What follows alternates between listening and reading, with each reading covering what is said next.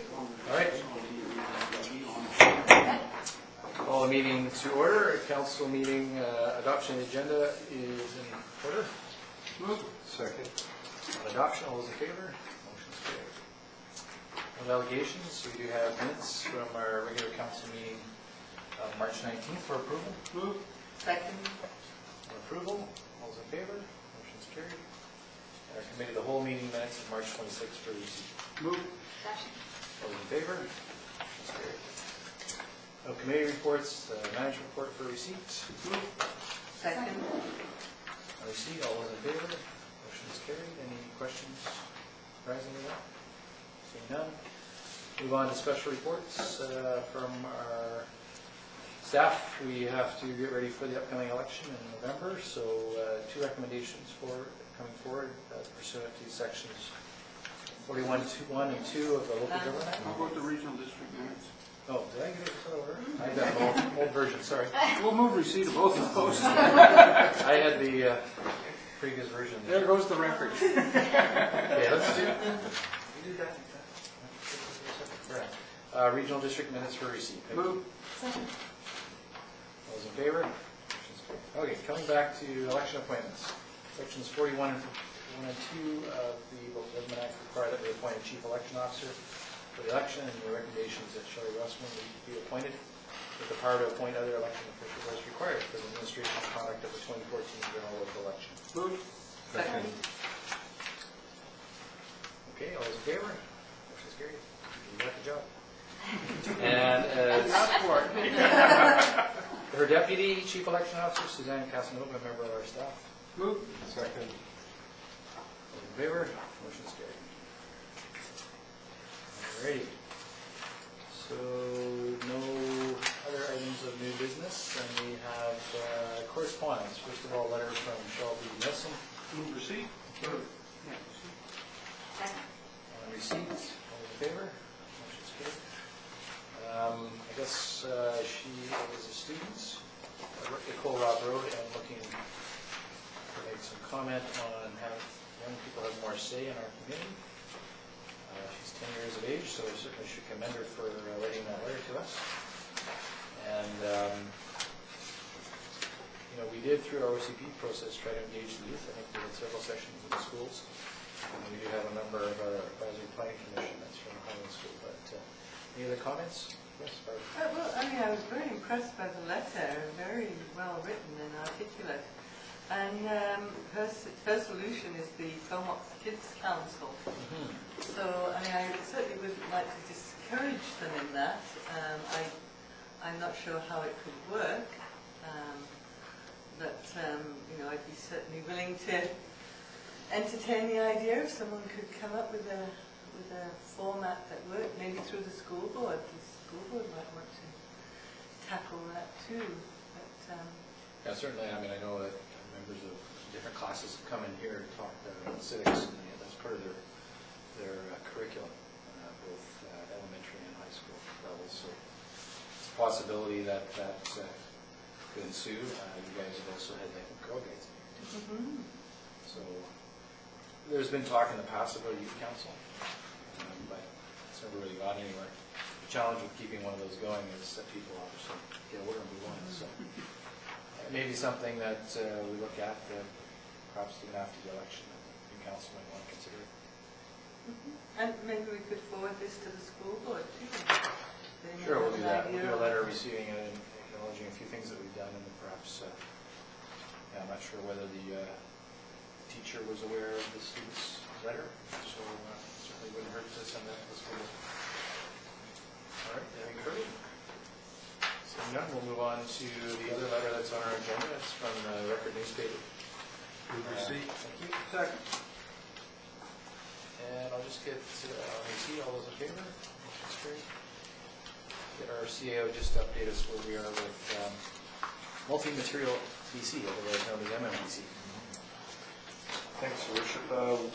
Well, for Comox, we are not part of the MMBC program this year. We've opted out for the first year, and our proposal would be that once we adopt the financial plan, that we'd be bringing a report and a recommendation to Council suggesting that we write to MMBC advising them that they would be taking over recycling in the community effective, I believe it's May of next year, when our current contract with Interra runs out.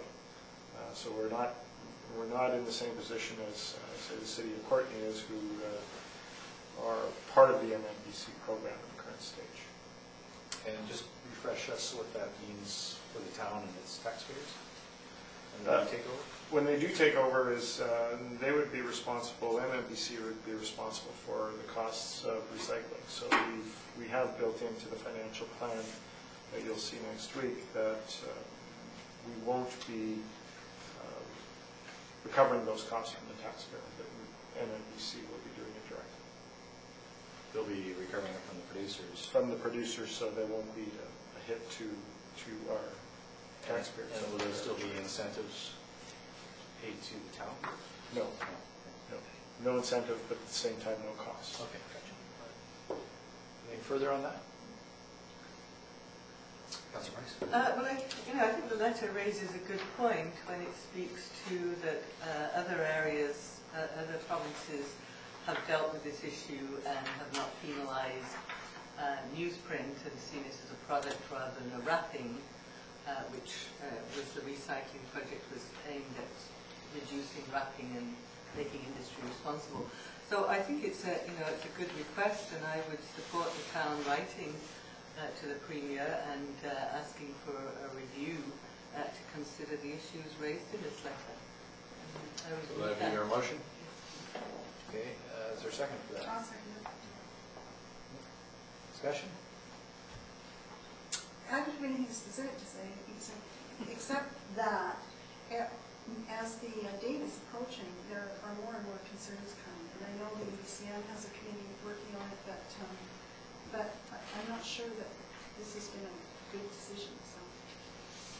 Yeah, in my discussions with my counterparts, both the mayors and regional chairs at the recent Municipal Finance Authority meeting, there was a mixed bag of responses to this. The newspaper industry had been initially involved in the MMBC model, and for whatever reason they decided to pull back, and they have not been involved, so it's probably no surprise that as this thing comes closer, they're getting anxious about it. I mean, one of the things here we deal with locally is, of course, the newspapers are delivered to our door, but they also come with a lot of stuff. That's flyers and other materials that I suppose aren't really news. So those things are of course happening to be recycled. In fact, many people just fire them right in the recycling bin. So I understand some of the concerns, but I also understand they've had an opportunity in the past, the newspaper industry as a whole, to be part of the solution. And it is a producer-based system. So I'm not sure that anything that we say to the province is going to change that. And but I suppose if council wants to advocate for the newspaper industry, that's what we would be doing by pushing this on. So, did I hear Richard correctly, it's a bit of a wash for our citizens? There's no savings, but there's no cost. Did I hear that correctly? So things as we see it will remain pretty much the same with the different companies? Slightly broader range of collectibles. Yes. Gas and other materials. Right. So possibly a little better enhanced service, but cost-wise it'll remain the same. Okay, thanks. Councilor Keenan? I think one of the indirect consequences will be, though, it'll be not necessarily a local company that's doing the service. It could be, the consequence could be an out-of-town person taking over this company taking over the service, and so that is an indirect consequence too. Well, the company that does it now is based out of town. Yeah, they're out of town. Yeah. It's already. And it'll be put out to bid by, as it has been in the past, and you have a contract, so it's not like it's our own staff doing it, of course. So And- following a similar process. Yeah, I know that some parties have made a big deal about it being based out of Ontario. I don't think that's the issue. I think the issue is a producer pay a stewardship model rather than the consumer having to deal with it. So see how it unfolds. But we do have a motion to write the letter in support of this letter to the province, so any further discussion on that? Seeing none, all those in favor? Any opposed? Motion's carried. Okay, reports from members of council. I'll go first. I met with the new CVAC chair, Frank Van Giesbergen, just to do his rounds to introduce himself to various councils and mayors and so on. And I indicated to him at some point that they may wish to give us a presentation to council on issues at the airport. Right? A number of us met with Nathan Cullen, the Member of Parliament, Christina North area, and he was here last Friday, I think it was, or yeah, a couple Fridays ago now, to talk about the Northern Gateway project, and also he's the finance critic for his party in Parliament, so we were talking about infrastructure as well. CAO and I met with Habitat executives around some of their proposed partnerships with the town. I will follow on that. Mentioned earlier, I attended the Municipal Finance Authority AGM and Financial Forum last week, and that was well attended, and I think I circulated or will be circulating the materials from that. A number of us, including myself, became firefighters for the morning last Saturday, and a great experience there. Other councillors who participated expand on that, but it was a great event and involved members of the media as well as other local elected officials. On Monday morning, I attended the ribbon cutting opening ceremony for the now renamed Phil and Jenny Gagliardi Academy, formerly the Northgate Academy, which is at the Brooklyn School. And they're a very excited bunch there because they walked that morning from Comox L to the old Brooklyn School, and we're ready and open for business at the school. And this academy has been named after Phil and Jenny Gagliardi. Phil was a former highways minister. He has a foundation, and they put quite a bit of money into it. So it was an exciting day for the whole school there. And as many of you have met with Carson Shanks of the Vista Bay Housing Society, met with him earlier this week. And for those of you who didn't catch it in the news or otherwise, the Spinathon, which was held a month ago, actually today, was final results of that over $16,000 raised for Jumpstarts. All the money's come in, and that's great improvement on last year, and kudos to the rec staff for putting that on. I would be remiss if I didn't mention the Mayor's Cup Hockey game coming up Friday. 4th annual, and that's in support of Kids Sport, which is a summer recruit to Jumpstart. So we got nothing better to do, and seeing how the Canucks are kind of out of the playoffs, 7 o'clock Friday night at Sports Center 1. Might have about the same too. Yeah, maybe a little faster. So Team Comox hopefully will regain the trophy we lost last year. So Tom, for the next. Thank you.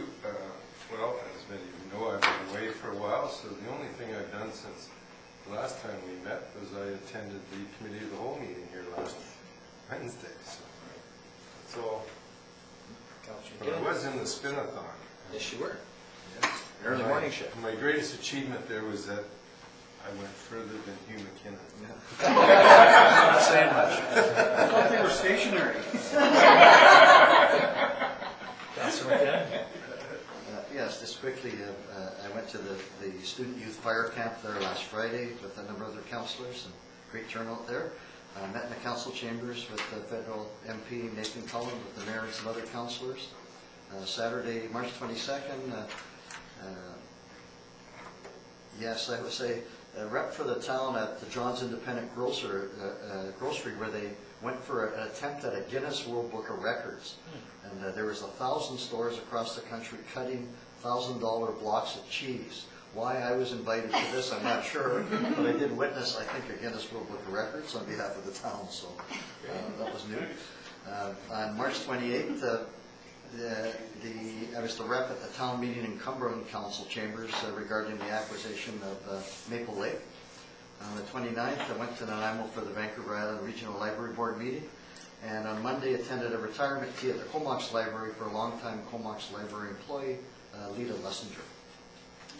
That's my report. Okay. Councilor Price. Yes, I attended the Comox Archives and Museum Society AGM. There was an interesting presentation on Matt Klein. I attended the Comox Valley Food Roundtable, and the Social Planning Council, and their AGM is coming up on the Thursday, the 29th of May at the Courtney Fire Hall, 3:30 to 5, and quality of life report will be presented. I also went to the Comox Fire Hall for the last day of the Fire Rescue Youth Camp, which was incredible. These young people and watching them run, and once we went to the later firefighting in training session, I realized how heavy everything that they wore, and I was just amazed that they actually could move, because that was the biggest eye-opener for me, that the incredible work that our firefighters do. I always knew it was immense, but once you put all that gear on, and then the ventilator mask, and it's like, and hit the hose up, it's like you need to go home. So I'm totally impressed. And I also met with Nathan Cullen when he was here, and I today saw a little video clip, Comox Wrap. I don't know if anyone's heard it. It's a little promotion for Comox. If you go to pinkbike.com and look Comox Wrap, and it's saying, come to Comox. Video images Yeah. of Comox. Yeah, it's from young people who grew up here. And that's it. Councillor Swift. I attended the youth fire camp, and again, I was really impressed in how quickly they can go up 5 stories and down. One fellow did it in just 2 minutes and 15 seconds, which was incredible. I attended the session here with Nathan Cullen, and that was interesting. And I did attend the firefighters workshop on the weekend, and again, even if I had boots that fit properly, it was an undertaking just getting the gear on, so that was interesting. I attended the regular Philbird board meeting, and if you've seen in the paper, they've begun the work on their main stage that we hope to have finished by the middle of June this year. And the AGM, I attended the AGM for the Philbird, which was on Saturday, and you can now get your memberships online, which if you're interested in attending the Philbird, I would recommend that you get a membership. It's $25, entitles you to the 4 days of the Philbird Festival, plus it does contribute some to the ongoing care of the lodge. They revealed the lineup of performers that are going to be there for the festival, and there are 2 local ones, and the rest of them, 75% within BC, and a couple beyond the borders. So all of that information is online if you're interested, and it looks like it's going to be a great festival. So that's it. Great, thanks. Councillor Fletcher. Thank you. Since we last met, I attended the special meeting of the Regional District Board on March 20th. That was for the adoption of the 2014 budget. I also attended Committee of the Whole last week, and on the weekend attended the firefighters introduction camp. And yeah, indeed, if the boots fit, I don't know. Where's those boots? But can't imagine even getting woken up at 3 in the morning and running down there and trying to get all that gear on. So it's amazing what they do, and with such dedication and passion, and it's a really, really interesting, eye-opening day. That afternoon, attended the Comox Archives and Museum AGM. I was asked to chair the nominating for the election of 4 directors. 9 names came forward and all stood, so they've got a good, healthy board there. And they put on a great little historical slideshow on the life of Hamilton MacLean. And then on Monday, I cheered on the students walking on their way to their new school, our old Brooklyn school, and it's just great to see the boards off the window and that place alive. I report. Councillor Campbell. Well, I had a quieter 2 weeks than that, but I attended a meeting with the BIA, and they've decided to get involved with the Shellfish Festival this year. So the BIA will be partnering with them to try and swing that. They're going to be running it at the Filberg and leaving it at the Filberg, so it won't be the piece in the park this year. It'll all be down at the Filberg. So hoping to get the BIA involved in that and see if we can turn it into a time when they can get some of the shopkeepers to make some bucks at it too. What weekend is that? June, it's a Father's Day, no, Oh, the third weekend of June? third weekend in June. Okay. Yep, that's my report. All right, well, that's our reports then. No other items? Questions for the media at this time? Bye. No public here, so a motion to adjourn would be in order. All those in favor? Motion's carried.